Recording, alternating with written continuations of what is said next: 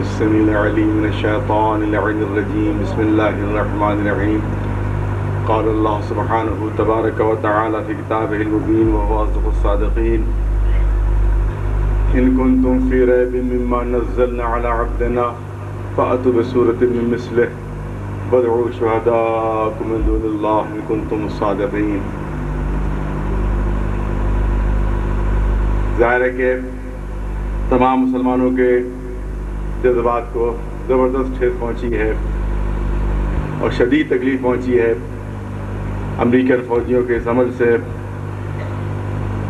کہ انہوں نے قرآن مجید کی اس طرح سے توہین کی کہ جس کو بیان کرنا بھی مشکل ہے، جس کا تذکرہ بھی مشکل ہے.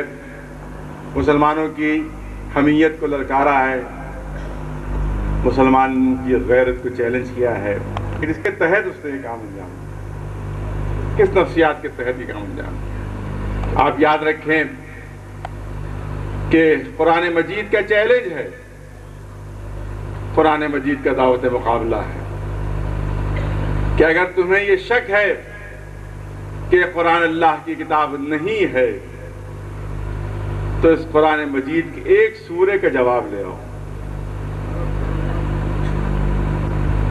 کبھی کہ پورے قرآن کے جواب نہیں لا سکتے تو 10 سوروں کا جواب لے آؤ.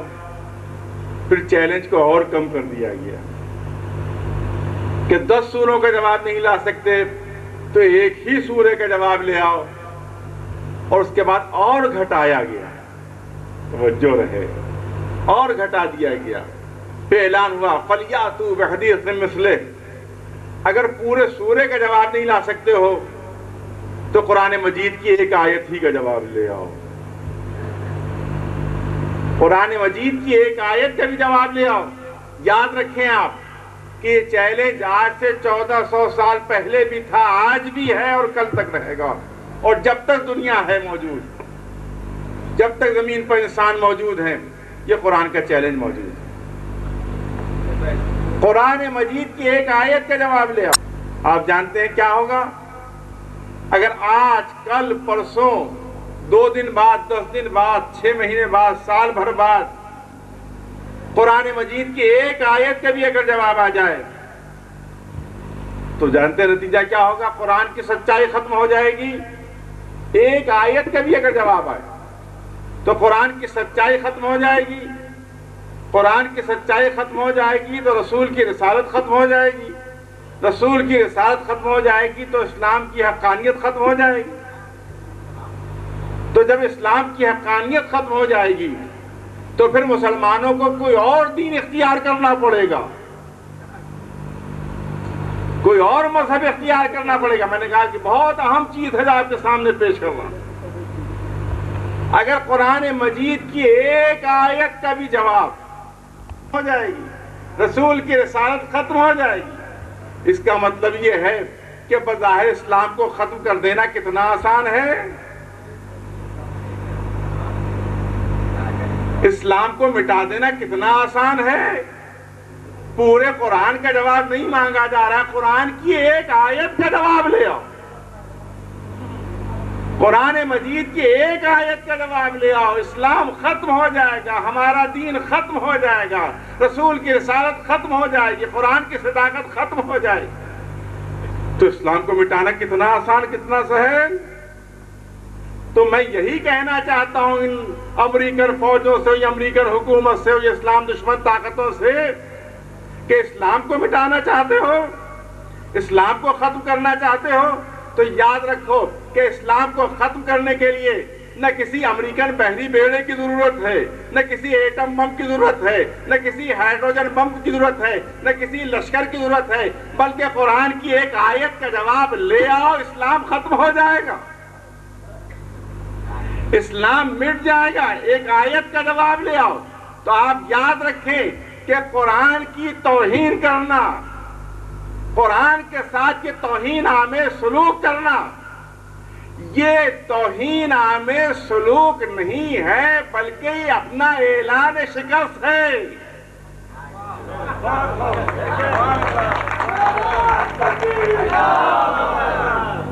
یہ اعلان شکست ہے کہ ہم توہین تو کر سکتے ہیں قرآن مجید کی، مگر قرآن مجید کی ایک آیت کا جواب نہیں لا سکتے۔ یہ مسئلہ ہے سامنے۔ آپ دیکھیں کہ جیسے ہمارے جو تیلے والی مسجد کے امام ہیں، انہی نے بھی اس بات پر اشارہ کیا کہ اسلام سیلاب کی طرح سے پھیل رہا ہے، طوفان کی طرح سے پھیل رہا ہے۔ یہ طاقتیں پریشان ہیں کہ کس طرح سے اس طوفان کو روکا جائے، کس طرح سے سیلاب پر باندھ باندھا جائے، لیکن وہ باندھ نہیں باندھ پا رہے ہیں۔ جتنا روکنے کی کوشش کر رہے ہیں اتنا ہی طوفان اور بڑھ رہا ہے، اتنا ہی یہ سیلاب اور بڑھ رہا ہے۔ میں نے الہ آباد میں ایک جلسہ ہوا تھا، اس میں یہ بات پیش کی تھی، یہاں بھی دہرانا چاہتا ہوں کہ قرآن مجید کی صرف ایک آیت کو پڑھ کر ابھی تک یورپ اور امریکہ میں ہزاروں لوگ مسلمان ہو گئے۔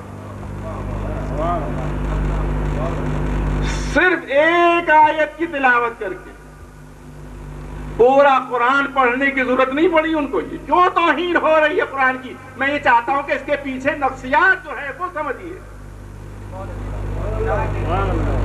اس کے پیچھے جو نفسیات ہے وہ سمجھیے، جو سائیکولوجی ہے وہ سمجھیے کہ کیوں توہین کی کوشش کی جا رہی ہے۔ قرآن مجید کی ایک آیت پڑھ کر ہزاروں امریکن مسلمان ہو گئے، ہزاروں یورپین مسلمان ہو گئے۔ پورے قرآن کو نہیں پڑھنا پڑا انہیں، صرف ایک آیت سے، ایک آیت سے۔ وہ آیت کون سی ہے؟ میں تلاوت کرنا چاہتا ہوں۔ اَيَحْسَبُ الْإِنسَانُ أَن لَّن نَّجْمَعَ عِظَامَهُ بَلَىٰ قَادِرِينَ عَلَىٰ أَن نُّسَوِّيَ بَنَانَهُ۔ قرآن مجید کی صرف ایک آیت پڑھ کر ہزاروں مسلمان ہوئے۔ گھبراہٹ اسی کی ہے، گھبراہٹ اسی کی ہے، پریشانی اسی کی ہے، اسی لیے گھبرا گھبرا کر توہین کر رہے ہیں۔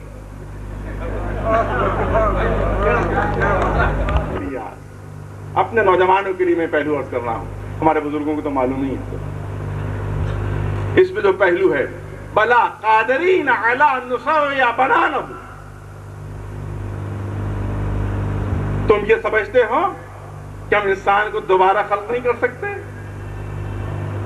ہم اس کی ہڈیوں کے اوپر دوبارہ گوشت نہیں لا سکتے؟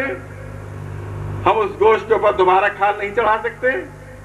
کیونکہ جب ہڈیاں بکھری ہوئی دیکھتے تھے دشمنان اسلام تو کہتے تھے یہ قرآن کیا کہہ رہا ہے کہ ان کو دوبارہ زندہ کیا جائے، یہ قرآن کیا اعلان کر رہا ہے کہ ہم کو دوبارہ زندہ کریں گے، یہ ہڈیوں کو کیسے دوبارہ زندہ کیا جائے؟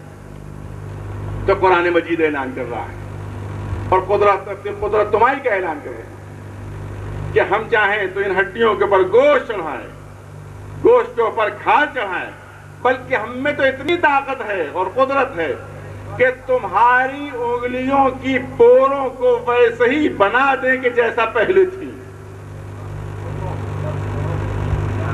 انگلیوں کی پوروں کو، یہ چھنگلیا کی نوک، یہ انگوٹھے کی نوک، یہ پور جو ہے آخری، ہم چاہیں تو ان کو بھی دوبارہ ویسے ہی بنا دیں کہ جیسے پہلے تھیں۔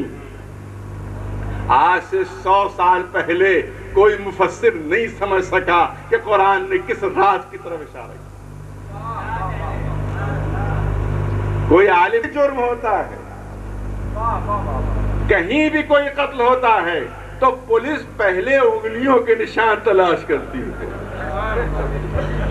انگلیوں کے نشان تلاش کرتی ہے، اور اگر انگلیوں کے نشان مقتول کے جسم پر قاتل کی انگلیوں کے نشان مل گئے تو پھر اب جج کو پھانسی دینے میں کوئی زیادہ زحمت نہیں ہوتی ہے، اور پھانسی کا حکم دینے میں اس کو زیادہ دقت نہیں ہوتی ہے۔ اب لاکھ وہ قاتل کہے کہ ہو سکتا ہے کہ ایسے ہی انگلیوں کے نشان کسی اور کے بھی ہوں، تو جج یہی کہے گا جو آج تک نہیں ہوا وہ اب کیسے ہوگا۔ توجہ رہے، کوئی یہ سمجھ سکتا ہے کہ ہو سکتا ہے بائی چانس ہو، یہ نہیں، بائی چانس نہیں ہے، کیونکہ جو ٹوئنز بچے پیدا ہوتے ہیں، جو جڑواں بچے پیدا ہوتے ہیں، ان میں سب چیزیں ملتی جلتی ہوتی ہیں، صرف انگلیوں کے نشان الگ الگ ہوتے ہیں۔ صرف انگلیوں کے نشان الگ ہوتے ہیں، بقیہ سب چیزیں ملتی جلتی ہوتی. کوئی سمجھے کہ شاید اب بھی بائی چانس ہو، نہیں توجہ چاہ رہا ہوں، اب بھی شاید بائی چانس ہو، اتفاقیہ ہو، نہیں بالکل نہیں. اگر کسی حادثے میں یہ انگلی کی کھال اتر جاتی ہے، کسی ایکسیڈنٹ میں اگر انگلی کی کھال اتر جاتی ہے تو دوبارہ جب یہ انگلی پر کھال پیدا ہوتی ہے تو ہو بہو ویسے ہی نشان ہوتے ہیں جیسے پہلے تھے، ویسے ہی لکیریں ہوتی ہیں جیسے پہلے تھیں. تو اب صاحبان ذوق کے لیے جملہ نقل کرنا چاہتا ہوں. اس کا مطلب یہ ہے کہ مصور تصویر بنا کر بھولتا نہیں ہے. اگر کوئی نقش مٹ جاتا ہے تو قلم قدرت دوبارہ ویسے ہی نقش بنا دیتا ہے. تو اب سمجھیے آپ کے گھبراہٹ کیوں ہے امریکہ کو، اب سمجھیے آپ کے اسلام دشمن طاقتوں کو قرآن سے یہ خصومت و دشمنی کیوں ہے کہ قرآن کی ایک ایک آیت میں اتنی قوت ہے کہ ہزاروں کا مسلمان بنا دے. ایک ایک آیت میں اتنی قوت و طاقت ہے کہ ہزاروں کو مسلمان بنا دے. گھبراہٹ اسی کی ہے، پریشانی اسی کی ہے. اسی لیے میں نے عرض کیا کہ گھبرا کر اور پریشان ہو کر تحقیق کی کوشش کی جا رہی ہے کہ تاکہ کسی طرح سے عظمت اور اہمیت کو گھٹا دیا جائے، لیکن الحمدللہ کامیاب نہیں ہو سکتے. میں پھر مثال پیش کرتا ہوں آپ کے سامنے کہ ایک اسلام دشمن بادشاہ نے، توجہ سے سنیں آپ حضرات، اسی سے اندازہ ہوگا کہ آئندہ امریکہ کا کیا حشر ہونے والا ہے. میں اس اسٹیج سے ایک پیشین گوئی کر رہا ہوں اور وہ پیشین گوئی تاریخ کے سہارے، وہ پیشین گوئی تاریخ کے سہارے. ایک اسلام دشمن بادشاہ نے جب ہمارے حضور کا پیغام پہنچا، جب رسول کا خط پہنچا، جب پیغمبر اسلام کا خط پہنچا تو اس نے خط کو ٹکڑے ٹکڑے کر دیا، خط کو پارا پارا کر دیا. وہ سمجھ رہا تھا کہ خط کو ٹکڑے کر کے میں رسول کی توہین کر رہا ہوں. لیکن چند ہی دنوں کے بعد دنیا نے دیکھا کہ جس نے رسول کے پیغام کو ٹکڑے ٹکڑے کیا تھا اس کی حکومت ٹکڑے ٹکڑے ہو گئی، اس کی حکومت پارا پارا ہو گئی. تو جب اللہ کو یہ